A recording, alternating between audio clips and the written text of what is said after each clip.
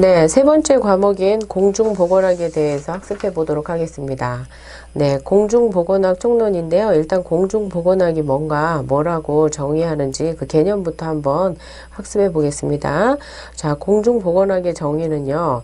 지역사회에서 사회적 노력을 통하여 질병을 예방하며 주민 모두의 건강을 유지하고 증진시키기 위함이다. 윈슬로우의 정의에 따르면요.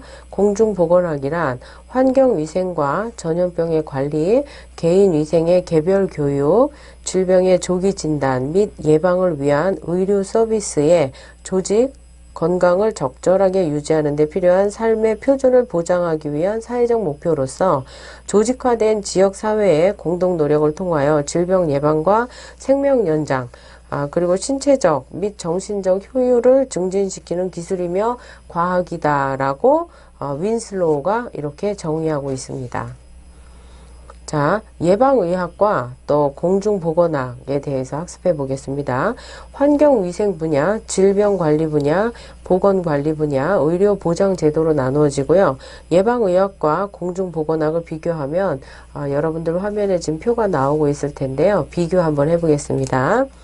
자, 예방의학과 공중보건학은 그 목적이 둘 다 같죠? 질병 예방 및 수명 연장.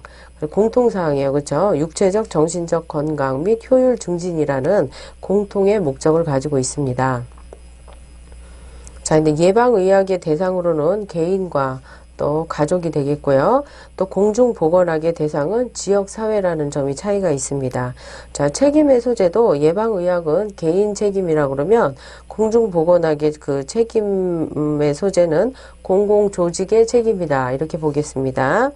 또 진단 및 해결에서도 예방의학은요, 기술적이나 또 구체적인 방법으로 진단을 통한 진료 및 투약을 하는 그런 그 해결 방법이 있고요. 그 공중보건학에서 보는 진단 및 해결은요, 예방의학적 지식을 보건 통계 자료에 의해서 보건 관리한다. 이렇게 보고 있습니다.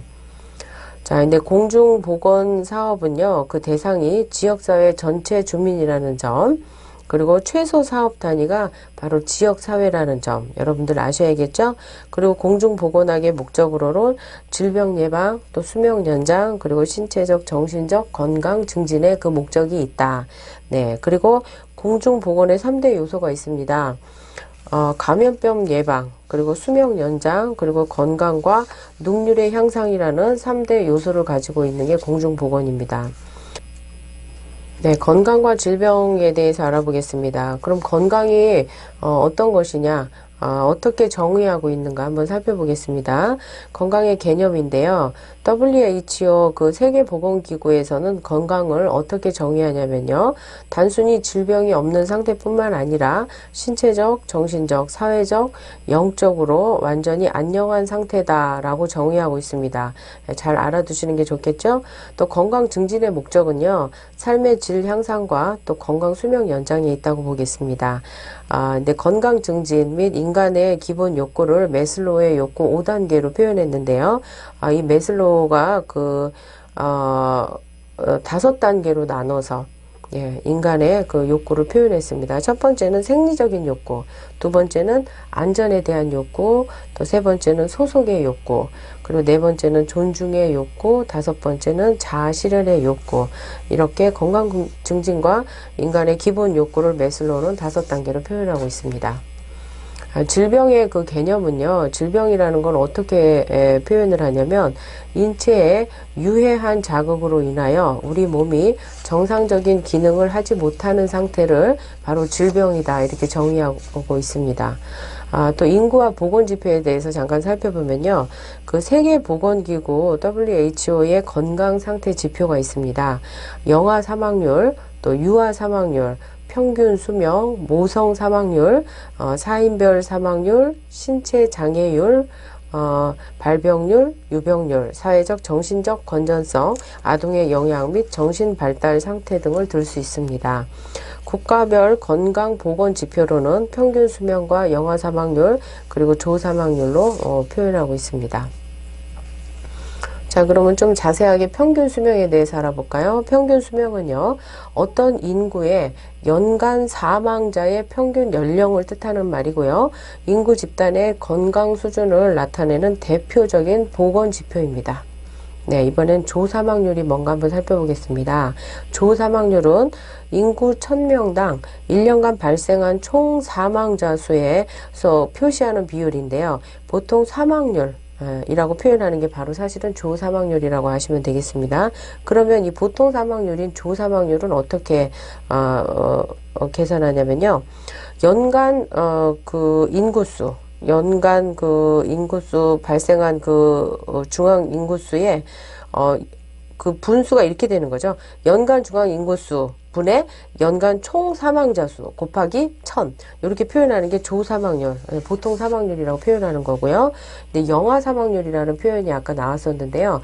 이 영아 사망률은요. 1000명당 출생한 아이들 그 1000명당 1년 미만의 영아 사망자 수의 비율로 한 나라의 건강 수준의 대표적인 지표로 사용이 됩니다. 영유아 사망률 계산하는 방법은요. 연간 총 그 출생한 영아 수 분의 출생 후 1세 미만의 사망자 수 곱하기 1000 이렇게 계산하시면 되고요. 자, 이제 비례 사망자 수라는 말이 있는데요. 이게 PMI라고 표현하는데요. 전체 사망자 수에 대한 50세 이상의 사망자 수의 구성 비율로서 비례 사망 지수가 높으면 영아 사망률이 낮아서 건강 수준이 높은 것을 의미하고요. 자, 그러면 이 비례 사망자 수가 그러면 낮으면 영아 사망률이 높아서 건강 수준이 낮은 것을 의미합니다. 네. 비례 사망자 수 PMI 계산하는 거는요. 연간 총 사망자 수 분의 연간 발생한 50세 이상의 사망자 수 곱하기 100 이렇게 계산하시면 되겠습니다. 자, 이제 인구의 개념인데요. 인구라는 것은요. 일정 시간 및 일정 지역에 거주하고 있는 인간의 집단을 우리가 인구다 이렇게 표현하고 있습니다.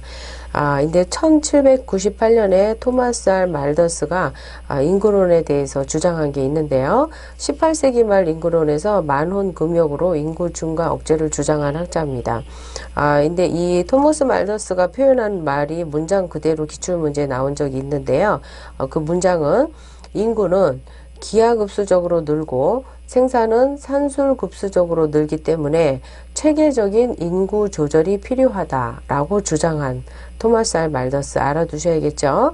그리고 1822년에 프랜시스 플레이스라는 학자는 신 토마스 알 말더스의 주의로 만혼이나 금욕 같은 부자연스러운 방법보다는 피임을 하자는 그런 주장을 최초로 주장했어요. 근데 스포티지법이나 성교중절법인데요. 1822년에 프랜시스 플레이스. 네. 그리고 이제 또 1916년에요. 마가렛 생거라는 학자는 미국의 산하 제한 진료소를 개설한 사람이고요. 자, 영국의 스토프 여사는요. 임신 조절과 성교육 필요성을 주장한 사람입니다. 그리고 이제 오텐슨이라는 학자는 23개국 대표가 모여서 국제가족 계획위원회를 설립했고요. 스웨덴의 국가가족계획연맹 IPPF로 발전한 그런 게 국제가족위원회입니다. 그래서 이걸 설립한 사람이 오텐슨이죠. 자, 근데 인구 통계의 개념 파트인데요. 인구 통계는요, 인구 정태 통계와 인구 동태 통계가 있습니다. 인구 정태 통계는 어느 특정 기간에 인구의 분포, 크기, 밀도, 연령 등을 나타내는 것으로 인구 조사를 통해 결정되는 것이 바로 인구 정태 통계입니다. 인구 동태 통계는요, 일정 기간 인구가 변동하는 상황을 말하고 보건학적으로 중요한 의미를 갖는 것이 바로 인구 동태 통계입니다. 출생률, 사망률, 혼인율, 영아 사망률 등의 신고 자료의 근거가 되는 것이 또한 바로 인구 동태 통계라고 할 수 있습니다. 네, 근데 인구의 구조 파트 알아볼게요. 인구의 구조는요, 우선 선천적 요인에 따른 인구 구조가 있습니다. 선천적 요인은 우리가 성별, 인종, 출생지 등을 얘기하는 거죠. 이처럼 선천적 요인에 따른 인구 조사가 바로 선천적 요인에 따른 인구 구조인데요. 여자 인구 100에 대한 남자 인구수를 말하는 게 바로 선천적 요인에 따른 인구 구조. 그러니까 성비를 어떻게 보냐면요. 여자 인구수분의 남자 인구수 곱하기 100. 요 성비를 이렇게 표현하고 있습니다. 1차 성비는 태아의 성비죠. 네, 2차 성비는 출생 시 성비로 장래 인구를 추정하는 자료로 활용하는 거고요. 3차 성비는 이제 현재 인구의 성비가 바로 3차 성비라고 하겠습니다. 네, 다음은 연령 요인에 따른 인구 구조에 대해서 살펴보겠습니다. 자, 인구의 구조를 비교할 때 가장 많이 사용되는 분류인데요. 성별, 연령별 인구 구조의 모양을 그래프로 나타내게 되는데 이를 인구 피라미드라고 합니다. 자, 그 종류가 몇 가지 되는데 한번 살펴볼게요. 자, 일단 인구 유형의 피라미드형이 있는데요. 피라미드형은 말 그대로 형태가 피라미드 모양이죠. 이런 다산다사형. 또 인구 증가형, 후진국형 인구 구조예요. 그래서 출생률보다 사망률 저하가 빨라서 인구가 증가하는 인구 구조입니다. 0세에서 14세 인구가 50세 인구의 2배가 넘는 그런 피라미드형 모양이 나타나는 인구 유형이 바로 피라미드형입니다. 다음인데 항아리형인데요.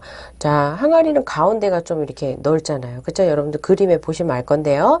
자, 소산소사형, 인구 감소형, 이거는 이제 선진국형 인구 구조인데요. 출생률이 사망률보다 더욱 낮아서 인구가 오히려 감소하는 감소형 인구 구조입니다.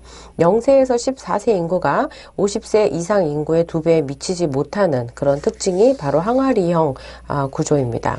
자, 이제 종형인데요. 말 그대로 이렇게 종 모양처럼 이렇게 생겼다는 거예요.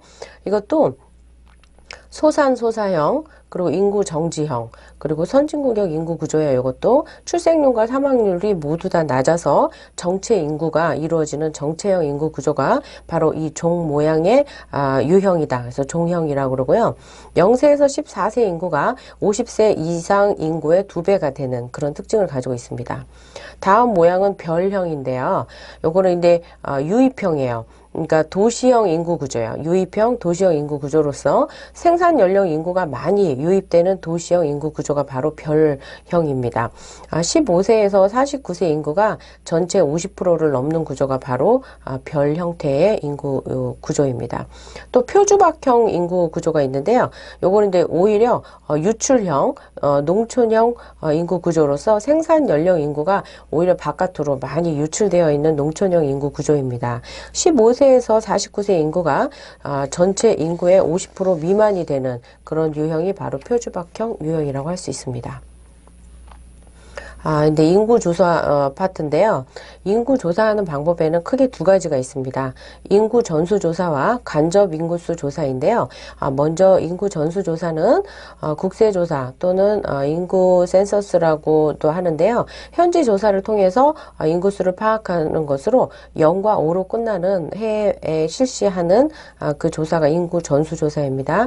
인구 조사는 1925년에 실시되어서 매년 5년마다 시행하는 거, 인구 정태 통계라고 합니다. 자, 근데 이에 반해서 이제 간접 인구수 조사는요, 출생신고서, 사망신고서, 이혼신고서, 혼인신고서, 또 전입 및 전출 신고 등 신고 자료를 근거로 해서 조사하는 건데요. 이건 인구 정태 통계다, 이렇게 보시면 되겠습니다. 자, 인구 조사 알아보셨는데요. 이제 인구 통계에 대해서 알아보겠습니다. 인구 통계는요, 먼저 생정 통계가 있어요. 생정 통계는 인구, 출생, 사망, 사산, 또 혼인, 이혼, 질병 등을 수량 관계로 표시해서 보건 상태를 파악하는 것을 목적으로 하는 게 바로 인구 통계 중에서 생정 통계다, 이렇게 보시면 되겠습니다. 자, 근데 인구 증가 대책이 있는데요. 인구 증가 대책에는 크게 이제 세 가지로 볼 수 있어요. 출산 조절 정책을 하는 가족 계획이죠. 그렇게 해서 출산을 조절하는 정책이 있고요. 또 보건 의료 접근 쪽에서 사망자 수나 또 인구 자질을 이렇게 대책 마련하는 거고요. 또 세 번째는 인구 이동이에요. 그러니까 인구를 분산시키거나 또 해외 이민 정책을 통해서 인구가 전체적으로 이동하는 것을 조절하는 것을 얘기합니다. 자, 이제 지금까지 공부한 것을 기출문제를 통해서 한번 복습하고 정리해보는 시간을 가질게요. 자, 이제 그 기출문제 첫 번째 문제입니다. 다 같이 한번 같이 풀어보실게요. 1번, 공중보건학의 정의로 가장 적합한 것은? 보기 1번입니다. 질병 예방, 생명 연장, 질병 치료에 주력하는 기술이며 과학이다. 보기 2번, 질병 예방, 생명 유지, 조기 치료에 주력하는 기술이며 과학이다. 보기 3번, 질병의 조기 발견, 조기 예방, 생명 연장의 기술이며 과학이다. 자, 보기 4번입니다. 질병 예방, 또 생명 연장, 건강 증진에 주력하는 기술이며 과학이다. 네, 말이 비슷해서 좀 여러분들 헷갈릴 것 같은데요. 이것은 보기 4번이 답이 되겠습니다. 공중보건학의 정의는 질병을 예방하고 생명을 연장하고 건강 증진에 주력하는 기술이며 과학이다. 네. 그 다음에 이제 기출문제 두 번째 풀어볼게요. 두 번째 문제는요. 공중보건학의 대상으로 가장 적합한 것은 보기 1번 개인이다. 또 보기 2번 지역 주민이다. 보기 3번 의료인이다. 보기 4번 환자 집단이다. 네, 여러분들 이걸 어렵지 않게 풀으실 것 같은데요. 공중보건학의 대상은 바로 지역 주민입니다. 문제 2번의 답은 보기 2번이 되겠습니다. 자, 이제 3번 문제 같이 한번 풀어보실게요. 문제 3번. 보건교육의 내용과 관계가 가장 먼 것은? 네, 보기 1번 보겠습니다. 생활환경위생은 보건위생 관련 내용이다. 그리고 또 보기 2번 성인병 및 노인성 질병은 질병 관련 내용이다. 네, 다 맞죠? 그리고 보기 3번 기호품 및 의약품의 외용, 남용은 건강 관련 내용입니다. 자, 근데 보기 4번 볼까요? 보기 4번은 미용 정보 및 최신 기술이 산업 관련 기술 내용이다. 이것은 사실 보건교육하고는 조금 거리가 먼 내용이 되겠습니다. 그래서 문제 3번에 답은 보기 4번이에요. 공중보건학의 범위는요, 여러분들 참고로 크게 환경 관련 분야가 있고요. 또 질병 관련 분야가 있고 보건관리 분야로 이렇게 크게 세 가지로 범위가 이제 구분이 되는데 이 내용에 대해서 알고 계신다면 문제 3번은 크게 어렵지 않게 풀 수 있는 문제라고 생각이 됩니다.